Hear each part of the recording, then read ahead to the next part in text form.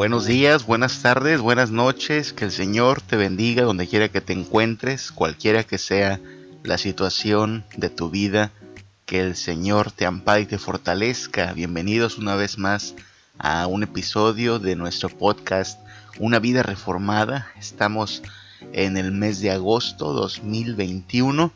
No sé cómo sea en algún otro lugar para los hermanos que nos escuchan de otras partes del planeta, pero aquí en México el mes de agosto tiene ya como que un propósito definido respecto a los asuntos que ocupan pues nuestra oración, nuestra prioridad. Y es que tú sabes, como que cada mes tiene una celebración, una efeméride. Por ejemplo, el mes de octubre es el mes en que muchas iglesias conmemoran la Reforma Protestante. También tenemos el mes de diciembre, que es el mes en el cual pues por tradición litúrgica nos centramos en el nacimiento de Cristo Jesús. Y el mes de agosto es conocido aquí en México como el mes de la Biblia. En este mes las iglesias recuerdan generalmente la importancia de la disciplina de la lectura de la palabra de Dios.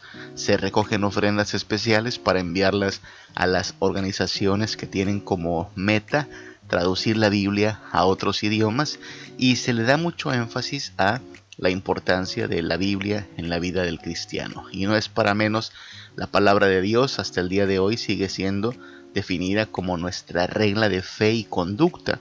Así es que la Biblia debe ser parte esencial de nuestro crecimiento, de nuestra maduración, de nuestro diario andar con Cristo. El Señor nos habla a través de su palabra. Ahora, para ser sinceros, para ponernos sinceros, hay que decir que leer la Biblia es siempre bueno para nosotros, pero no es siempre algo que ocupe el lugar central de nuestras agendas. Muchos se ponen como meta, como propósito de año nuevo, leer la Biblia en todo un año. Tú sabes, hay gente que cuando va comenzando enero o a punto de comenzar enero dice: este año sí me voy a leer la Biblia, este año voy a estudiar la palabra de Dios. Tiene mucha enjundia, mucho optimismo, y muchos comienzan leyendo Génesis, Éxodo, y por ahí de febrero, marzo empieza como que la cuesta espiritual, como que una especie de decadencia en el ánimo, y de pronto muchos que en diciembre o en enero se hacían el propósito de leer la Biblia completita, pues terminan dejando el proyecto a medias, inconcluso. Y es que eso es lo que pasa. La Biblia, leer las Escrituras, requiere de disciplina. No es tanto un problema de tiempo, ¿sí? No es que no tengamos tiempo. Bueno, cada día tiene 24 horas y el tiempo lo administramos de acuerdo a nuestras prioridades. Dice John Piper que si de algo servirán las redes sociales en el día del juicio, será que demostrarán que aquella excusa de no tenía tiempo, pues no tiene valor alguno. Porque la verdad es que 10 minutos en las redes sociales se nos van como agua, se nos van rapiditos. Sin embargo, 10 minutos en las Escrituras para muchos ya pareciera demasiado tiempo. 10 minutos tratando de ponernos al día en lo que publican nuestros conocidos, en subir nuestras fotos, parece demasiado poco. Y 10 minutos en la palabra de Dios para muchos es un tiempo que no están dispuestos a invertir. Así es que no es un asunto tanto de tiempo, sino de prioridades. Y entonces vamos a dedicar algunos capítulos de nuestro podcast para reflexionar acerca de lo importante que es la palabra de Dios, para también ponernos en contexto de la misma palabra en cuanto a cómo esto no es negociable. Si somos de verdad cristianos, si somos de verdad el pueblo de Dios, hemos de hacer de las Escrituras un asunto central, hemos de hacer del conocimiento bíblico una prioridad. Y vamos a tomar como referencia en estos episodios un salmo que es muy particular. De hecho, es el salmo que a muchos les da miedo, y les da miedo no tanto por lo que dice, sino por su extensión, y me estoy refiriendo al Salmo más largo de toda la Biblia o de todo el libro de los Salmos. Tú sabes, Salmos se compone de 150 capítulos. Tenemos nuestros favoritos. El Salmo 23 es uno de ellos, que habla del Señor cuidándonos como un pastor. El Salmo 91 también es uno de los grandes favoritos, que dice que el que habita el abrigo del Altísimo morará bajo la sombra del Omnipotente. Pero hay un salmo que a muchos les da miedo por su longitud, 176 versículos nada más. No es tampoco un gran volumen para leer, pero puesto que es el más largo de toda la Biblia, a muchos les da miedo e incluso no lo han leído quizá en su vida porque les sorprende que sea el salmo más largo, el Salmo 119. El Salmo 119 efectivamente es un salmo largo, ya lo dije, 176 versículos, compuesto de tal manera que su contenido está repartido en 22 estrofas. 22 estrofas nada más. Y la razón por la cual se compone de 22 estrofas es que además de ser un salmo largo, es un acróstico. Es un acróstico compuesto con base en el alfabeto hebreo. El alfabeto hebreo tiene sus 22 letras, entonces cada una de estas estrofas gira alrededor de una letra del alfabeto hebreo. Nosotros no lo vemos así porque usamos generalmente nuestras traducciones, a menos que tú conozcas el idioma hebreo y puedas leer de primera mano el hebreo, pero la mayoría de nosotros utilizamos traducciones. Pero si tuvieras la letra del salmo, el contenido del salmo en hebreo, te darías cuenta que en la estrofa número 1, dedicada a la letra Aleph, todas las líneas comienzan con Aleph y así sucesivamente con todo el alfabeto. Algo así como si en español la primera estrofa estuviera dedicada a la letra A y todas las líneas de esa estrofa comenzaran con A. Y luego la segunda estrofa estuviera dedicada a la letra B y todas las líneas de esa estrofa comenzaran con la letra B. Y así hasta el final. Cada una de las 22 estrofas está dedicada a una letra del alfabeto hebreo y comienza con esa letra precisamente. Es un acróstico en hebreo de 22 estrofas. Ahora, no estamos hablando de los asuntos técnicos del Salmo, solo estoy dando unos cuantos datos que pueden ser útiles para entender por qué el Salmo está compuesto de esta forma, especialmente si tú has leído el Salmo y te das cuenta que allí están las letritas Aleph, Bet, Gimel, Dalet, Het, Tet, pues ya te digo que son las letras hebreas porque cada estrofa gira alrededor de una de estas letras. Pero no vamos a hablar tanto de los asuntos técnicos, ¿ok? Eso lo puedes tú investigar y seguramente le añadirá mucho a tu acervo. De lo que vamos a hablar es de nuestra actitud hacia la palabra de Dios, nuestra actitud hacia el llamado de Dios a meditar en su palabra. ¿Qué es lo primero que viene a nuestra mente cuando se nos menciona la tarea de leer la Biblia? Para algunos es aburrida, tediosa, para otros la excusa es el típico no le entiendo. Y como no le entienden, dicen pues no vale la pena leer algo que no entiendo. Muchos incluso se quejan de que le faltan muñequitos, le faltan gráficos. Pero seamos sinceros, la lectura de la Biblia no es nuestro primer deseo. Cuando tenemos un momento de descanso, cuando regresamos de la escuela, al terminar un día de trabajo, luchamos con otros anhelos. Hay otros deseos que compiten en nuestro corazón. Queremos descansar, queremos divertirnos un rato, tomar una siesta, queremos salir a pasear con nuestra familia, queremos hacer muchas cosas. Y es ahí donde tenemos que pedirle a Dios que su palabra se vuelva un asunto central.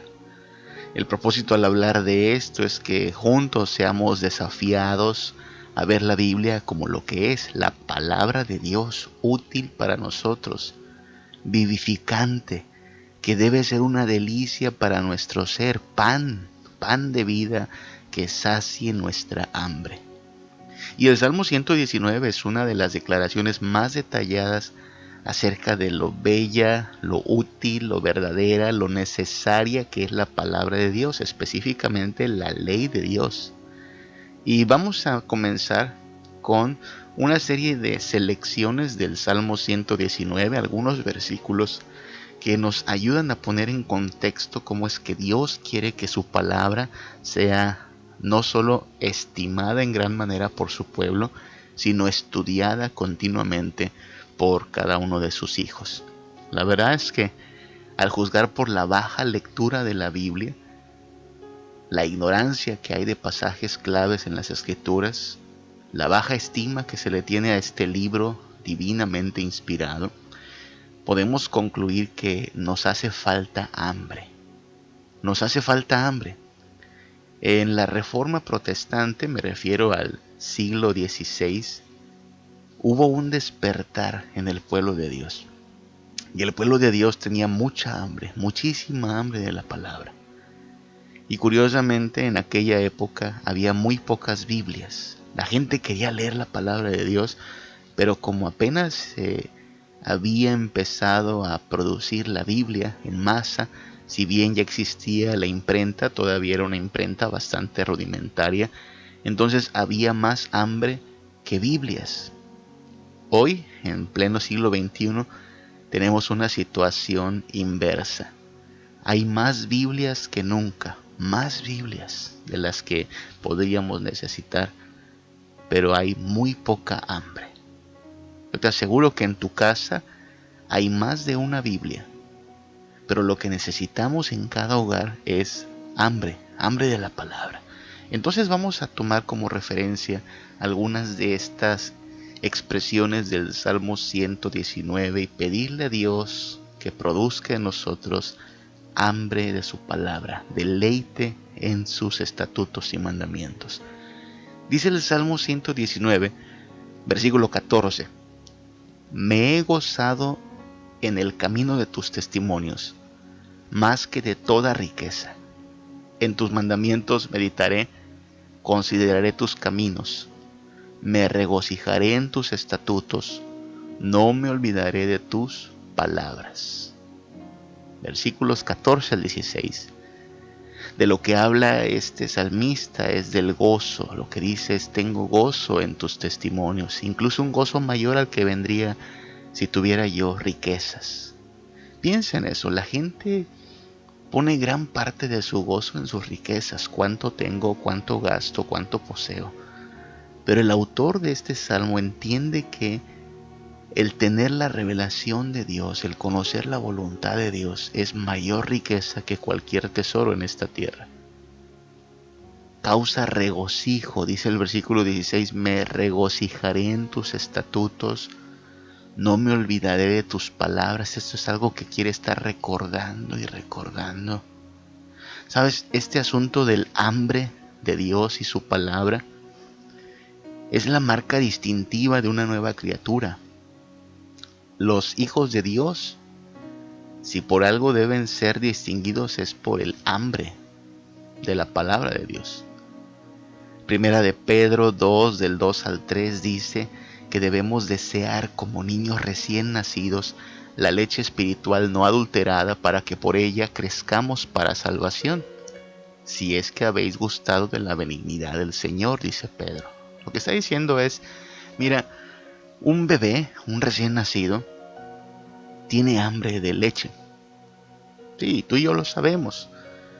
Los bebés, por naturaleza, por instinto, si le quieres llamar así, se prenden del pecho de su mami y no lo sueltan hasta que quedan saciados. Y de hecho es una de las quejas continuas de algunas mamis, ¿no? Mi bebé todo el tiempo quiere leche. Sí, esa hambre en cierto sentido es muy buena. Nos dice que el bebé está bien, está saludable. Y el hecho de que tenga hambre es motivo incluso de alegría. Claro, la pobre mamá termina muchas veces cansada, pero le alegra que su bebé tenga hambre. Y entonces Pedro toma esta analogía y dice, ¿saben? Nosotros, si somos hijos de Dios recién nacidos, también deberíamos tener hambre de leche espiritual. Deberíamos desearla. Mi bebé Y digo mi bebé, apenas tiene 4 añitos, ya no es tan bebé, pero ahí va el pequeño enano. Sigue tomando leche como si fuera agua, leche a todas horas del día. Él no negocia su leche, él quiere leche. Nosotros deberíamos tener una actitud semejante hacia la palabra de Dios. No es negociable, la necesitamos, la requerimos. Y ahí es donde comienza entonces nuestro ruego al Señor. Si por alguna razón te das cuenta que tu Biblia tiene mucho tiempo sin abrirse, y si se abre es solo para 2 o 3 citas por aquí y por allá, ¿sabes? Una de tus mayores peticiones debiera ser: Señor, dame hambre, dame hambre.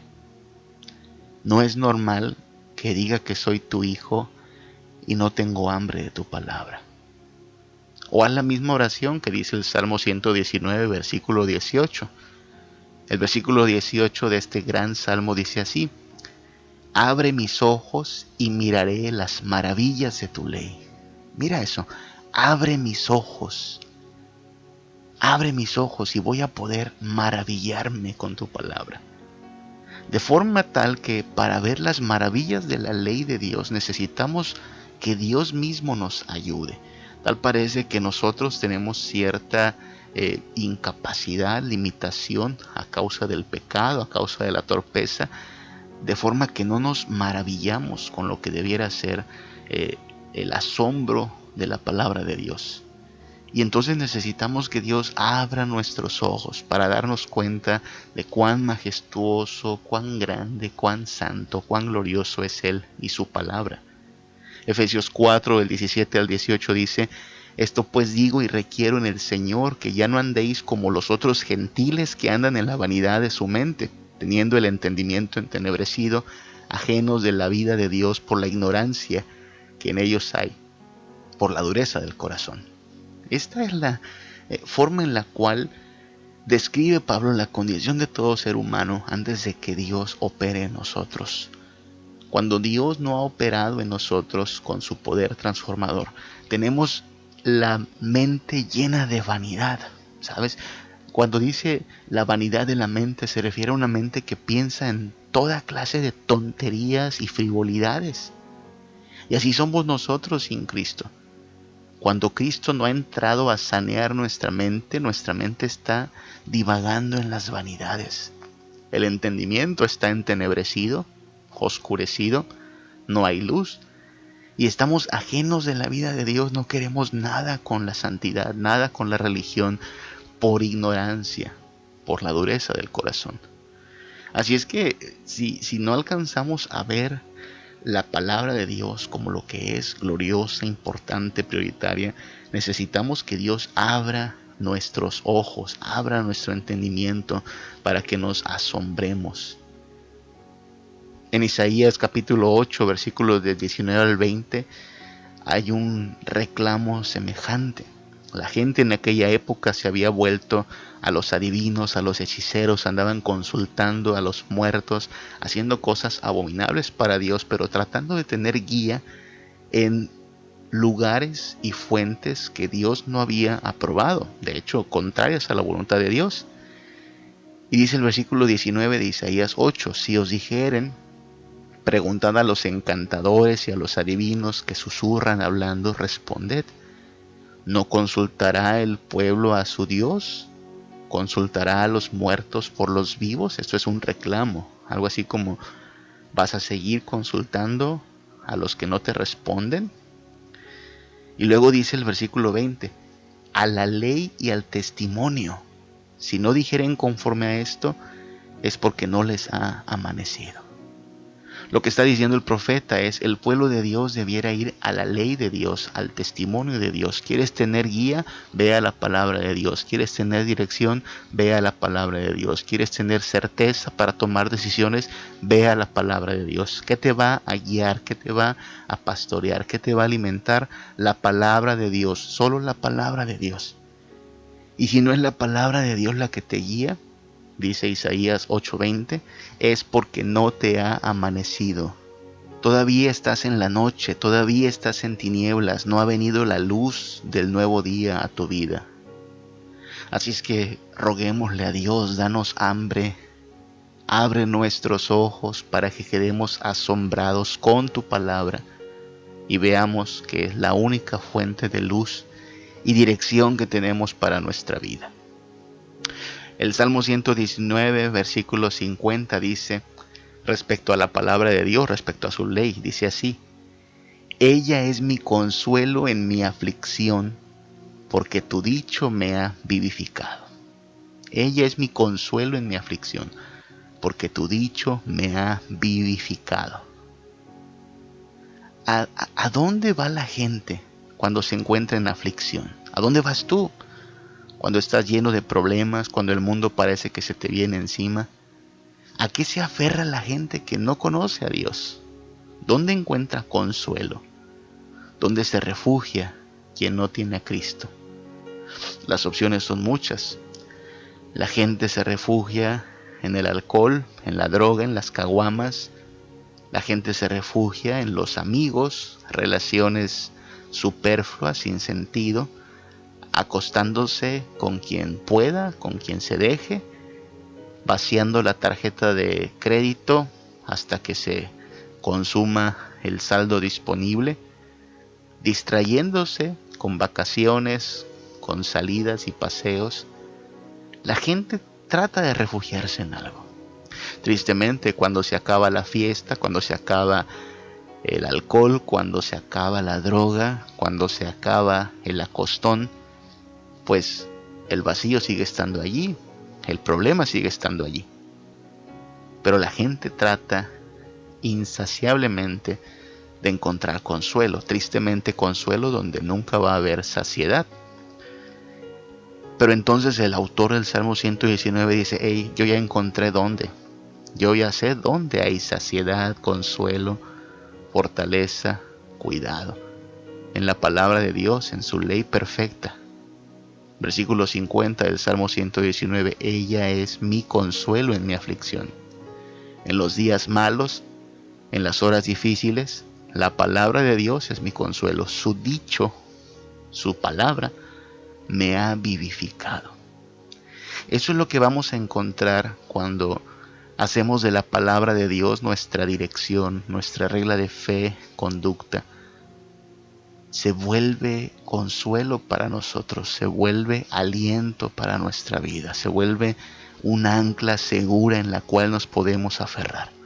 Dice Romanos 15:4 que las cosas que se escribieron para nuestra enseñanza, a fin de que por la paciencia y la consolación de las Escrituras tengamos esperanza. Hay esperanza en esto, porque es la palabra del Dios que no miente, porque es la palabra del Dios que cumplirá sus promesas, porque es la palabra del Dios que es santo, justo, bondadoso, que nos quiere conducir por el camino de verdad para que lleguemos a su presencia sin ningún accidente, sin nada que lamentar. Claro, el camino es a veces accidentado, es un camino difícil, pero es el camino de verdad. Y no te estoy diciendo por eso que hacer de Dios y de Cristo el centro de tu vida y hacer de su palabra la norma de tu vida te librará de todas las aflicciones. No. De hecho, lo que dice el Salmo 119:50 no es que no vendrán aflicciones, no, sino que la palabra será consuelo en tu aflicción. Sí, vendrán días difíciles, enfrentarás problemas, tendrás que atravesar por días de dolor, sí, pero en medio de esa aflicción tendrás un consuelo seguro. Tendrás un ancla que afirme tu fe, hasta que Dios haga nuevas todas las cosas. Así es que la palabra de Dios es fuente de consuelo, es fuente de certeza. Versículo 57 del Salmo 119. Mi porción es Jehová. He dicho que guardaré tus palabras. Mi porción es Jehová. Mira qué palabra más interesante. Porción. Porción es una palabra que utilizamos para medir las comidas, ¿no? Decimos que esta comida rinde para tantas porciones. Compramos una porción de comida. Está hablando de alimento. Y sí, lo que dice el versículo 57 es que En un sentido, nuestra saciedad, nuestro alimento viene de Dios, de sus palabras. La palabra de Dios es sustento y termina siendo satisfacción. Decía Blas Pascal, un gran filósofo y matemático cristiano, que todos tenemos un vacío en el interior de nosotros del tamaño de Dios. Sus palabras exactas eran estas: en el corazón de todo hombre existe un vacío que tiene la forma de Dios. Este vacío no puede ser llenado por ninguna cosa creada. Él puede ser llenado únicamente por Dios. Blas Pascal trataba de decirlo de una manera bastante elocuente. Lo único que te puede saciar, el único que embona en ese vacío y lo puede llenar perfectamente es Dios. No trates de llenarlo con otra cosa. Mi porción es el Señor, por eso dice el Salmo 119:57, mi porción es Jehová, mi alimento, mi sustento. Así es que comenzamos diciendo que nos falta hambre, pero quizá para ser más específicos habría que decir que el problema es que estamos tratando de saciar nuestra hambre donde nunca va a haber saciedad. Ya tenemos hambre. Toda la gente tiene hambre en un sentido. Pero el factor determinante es ¿dónde voy a saciar mi hambre? ¿Dónde voy a encontrar sustento? Y un sustento que dure de verdad, que me llene, que me sacie. Ya en Eclesiastés capítulo 1, versículos del 12 al 14, el hombre más rico de su época, el hombre más sabio, según la palabra de Dios, nos hace una advertencia de que precisamente ese vacío no puede ser llenado con nada. Dice Eclesiastés 1 del 12 al 14, yo fui rey sobre Israel en Jerusalén, y di mi corazón a inquirir y a buscar con sabiduría sobre todo lo que se hace debajo del cielo. Este penoso trabajo dio Dios a los hombres para que se ocupen de él. Y luego miré todas las cosas que se hacen debajo del sol, y he aquí, todo ello es vanidad y aflicción de espíritu.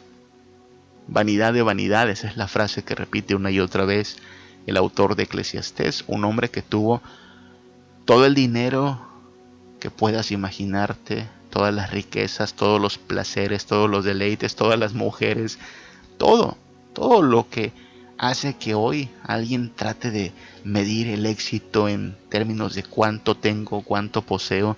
Él diría, ya tuve todo eso, y ¿sabes qué? No me sació. Es vanidad de vanidades. Es como querer atrapar el viento, es como querer saciarse de aire. No se puede. Necesitamos algo que realmente nos sacie. ¿Dónde vamos a encontrar nuestra porción? ¿Quién será o qué será aquello que nos alimente? Fuera de Dios no hay saciedad. Por eso Cristo se define en términos de pan de vida. Alguien que realmente sacia, alguien que podemos tener en nuestras vidas para conseguir verdadera saciedad. Dice el Salmo 119, versículo 72, mejor me es la ley de tu boca que millares de oro y plata. Mejor es la ley de tu boca, tu palabra perfecta, que millares de oro y plata. No está hablando de poco oro o poca plata, está hablando de millares, miles de kilos de oro y plata. ¿Sabes? Cuando hablamos de hambre, estamos hablando de deleites finalmente. El hambre es un asunto de deleites, porque no solo queremos comer algo, sino que queremos comer algo que se nos antoje. Así es que desde que hablamos de hambre, hablamos también de ya que están involucrados los deleites. Porque por más hambre que tengas, hay cosas que tú no comerías. Yo puedo tener hambre, pero no voy a comer las croquetas del gato. Puedo tener hambre, pero no voy a comer basura. A menos que, claro, estemos en una situación extrema. Pero estoy hablando de deleites, ¿sí? ¿De qué tenemos hambre? ¿Qué clase de antojos nos dominan? Porque la clase de hambre que tenemos ya evidencia en qué nos estamos deleitando. Dice Proverbios 23:5, ¿has de poner tus ojos en las riquezas, siendo ningunas? Porque se harán alas, como alas de águila, y volarán al cielo. Esta es una advertencia para aquel que pone su mirada en las riquezas como la medida de todo lo que es bueno y valioso.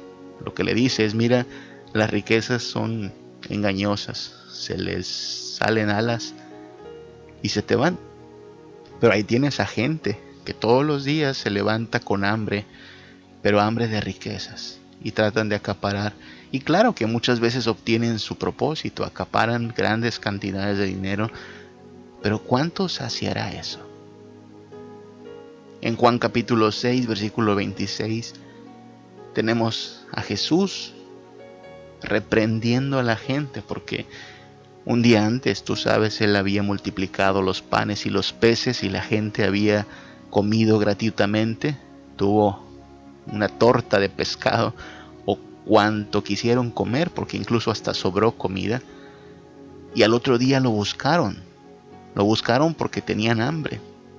Y Jesús les dice en el versículo 26 de Juan 6, ustedes me buscan no porque habéis visto las señales, sino porque comisteis el pan y os saciaste. Lo que está diciendo Jesús es, su motivación para buscarme es solo el hambre de su estómago, pero no de verdad que tengan fe en mí. No me han visto todavía como el que viene a salvarles siendo hijo de Dios. Y entonces Jesús está llamándonos a examinar nuestra hambre. Sí, hay hambre, pero hay hambre de cosas que no te van a saciar. Hay hambre, pero estás tratando de saciar esa hambre donde no va a haber plenitud. La gente de aquella época tenía la clase de hambre que se sacia con cualquier pan, pero Jesús les estaba ofreciendo una clase diferente de pan, una satisfacción real y permanente. Pero ellos no quisieron su oferta. Si tú lees el capítulo completo de Juan, capítulo 6, dice que desde aquel día muchos le dejaron de seguir. Algo así como que, bueno, si no nos vas a dar el pan que te estamos pidiendo, adiós. Dieron media vuelta y se fueron a buscar en otra parte. Jesús voltea y le pregunta a sus discípulos, ¿también ustedes se quieren ir? Y entonces Pedro dice, Señor, ¿a dónde iremos si solo tú tienes palabras de vida? Pedro ya había entendido, Pedro ya había conocido que en este Jesús se encontraba la clase de saciedad que no se encontraba en nadie más.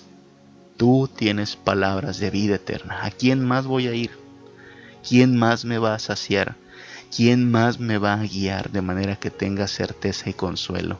Pedro lo había entendido y esperamos nosotros también entenderlo. Entender que la palabra de Dios es alimento para nuestra vida, es el fundamento de nuestro consuelo, es pan que realmente sacia porque nos lleva a Cristo. Y entonces pedirle a Dios que nos dé hambre de su palabra. La clase de hambre que no pueda ser saciada en nadie más ni en nada más que en Cristo Jesús. Mira, hay un cantante de música infantil que se llama Luis Pesetti. Luis Pesetti es muy conocido en algunos círculos. Él hace canciones infantiles pero un tanto peculiares. Diría que sus canciones son un poquito grotescas o un poquito asquerosas, pensando en los niños, ¿sabes? Hay una canción que dice Tenemos hambre, de Luis Pesetti, que cuando la escuché me pareció así un poquito guácala, un poquito qué asco, porque la canción dice así, ¿no? Tenemos hambre, ¿qué vamos a comer? Y el menú, comienza Luis Pesetti a decir, ese es el menú: sangre coagulada, revuelta en ensalada, vómito caliente que sea de un pariente, mocos bien verdosos de un viejo apestoso, hígado picado de sapo reventado, caca bien pastosa que sea resbalosa y un eructo fuerte que huela hasta la muerte. Sí, yo sé que si escuchas esta letra podrá ser una locura. Si estás hablando de canciones para niños, sí, son canciones para niños. No es tanto como hablar de Pimpón es un muñeco muy guapo y de cartón. No, este es un menú bastante asqueroso. Cabe decir que a los niños les gustan a veces las cosas asquerosas. Y cuando escuché esta canción, dije al principio eso, no, guácala, qué feo. Y sin embargo, para efectos de nuestra reflexión, debo decir que después de un tiempo dije, ese es el menú con el cual se alimenta la gente, así de grotesco y asqueroso, ¿no? Sangre coagulada, vómito caliente, mocos bien verdosos, hígado de sapo, caca. Sé que puede sonar grotesco, pero créeme, si no es Cristo y su palabra lo que nos está saciando, cualquier cosa que pretenda llenar nuestro ser, que pretenda calmar nuestra hambre, es igual de grotesca que las opciones de este menú de la canción de los niños. Pablo lo dijo alguna vez: cuantas cosas eran para mi ganancia, las he estimado como basura. El idioma griego original no dice basura, dice estiércol, dice caca. Y ese es el punto. Si nuestra hambre no está siendo saciada en Cristo, no importa cuánto adornes esa comida que esté sustituyendo a Cristo, es basura, no sacia. Nosotros necesitamos algo que realmente sacie, y ese es solo Cristo. Y conocemos a Cristo a través de su palabra. Así es que si tú y yo somos cristianos, necesitamos pedirle a Dios que abra nuestros ojos para que veamos las maravillas de su ley, de su palabra, de sus mandamientos, de su evangelio, y hagamos de su palabra, de su Biblia, la guía para todo en nuestra vida. Y en la medida en que Cristo nos sacie con su palabra, en la medida que su palabra se vuelva esencial y vital, veremos que en las horas de aflicción tendremos consolación. Veremos que nuestra esperanza está siendo afirmada. Veremos que tenemos certeza, porque ya no nos guiamos por lo que diga la gente, ya no nos guiamos por emociones engañosas, nos guiamos por su palabra. Y si algún día se nos ofrece una comida alternativa, se nos ofrece un camino alterno, podamos decir como Pedro: Señor, ¿a quién vamos a ir? Si ya descubrimos que tú tienes palabras de vida eterna. No es cuestión de tiempo, es cuestión de prioridades. Nuestra Biblia debe ser una herramienta de uso continuo, no tanto porque estemos compitiendo en quién lee más, sino por un asunto muy sencillo. Tenemos hambre. Y cuando tenemos hambre, vamos a la palabra de Dios para saciarnos. Si alguien no tiene hambre, pues he ahí una primera petición para llevarla al trono de nuestro Dios. Señor, danos hambre. Danos hambre para que vayamos a tu palabra y nos saciemos de ti, de tu Hijo Jesús, de tu voluntad. Y entonces quiere el Señor concedernos el que como niños recién nacidos tengamos hambre de la leche espiritual no adulterada, para que crezcamos para salvación. Que no solo agosto sea el mes de la Biblia, que cada día el Señor nos conceda tener hambre de su palabra. Que el Señor te bendiga, que el Señor te guarde. Día a día, tú has sido fiel, no has cambiado y no cambiarás. Maravillado estoy con tu amor, porque me amaste siendo un pecador. Cuando recuerdo mi vida sin ti, sin esperanza, en sombras viví.